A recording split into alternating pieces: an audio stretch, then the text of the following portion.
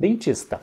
Você já pensou que esses aparelhos invisíveis que você está colocando no paciente, eles podem talvez alterar a frequência de bruxismo desses pacientes? Será que isso é verdade? Recentemente, um grupo de pesquisadores brasileiros, encabeçado pela professora Ana Conte, publicou um artigo muito interessante. Acompanhe esse artigo aqui comigo. Eles pegaram um grupo de pacientes jovens de uma média de 22 anos de idade e acompanharam a frequência de bruxismo em vigília, quando a pessoa está acordada, através de alguns links que eram enviados diretamente em horários aleatórios para a pessoa. Então o que acontecia? Esses pacientes eles tinham dois grupos de tratamento. Um iria receber os aparelhos transparentes invisíveis e outro grupo ia receber aparelhos fixos, por indicações ortodônticas necessárias. Não, aqui a gente não vai entrar no ponto, porque aparelho ortodôntico não trata bruxismo. Mas enfim, botou o seu aparelho ortodôntico, seja o invisível ou aquele fixo metálico como a gente conhece. Então o que acompanhou esse grupo de pacientes por um tempo e viu se o aparelho fixo ou o aparelho invisível mudava a frequência do bruxismo em vigília. E como resultado, chegou-se que nenhum dos dois grupos, nem aparelho fixo, nem aparelho invisível, aumentou o bruxismo, a frequência, o relato de bruxismo naqueles pacientes. Mas olha o que é interessante sobre isso. Existem algumas discussões que a gente tem que levantar nesse trabalho.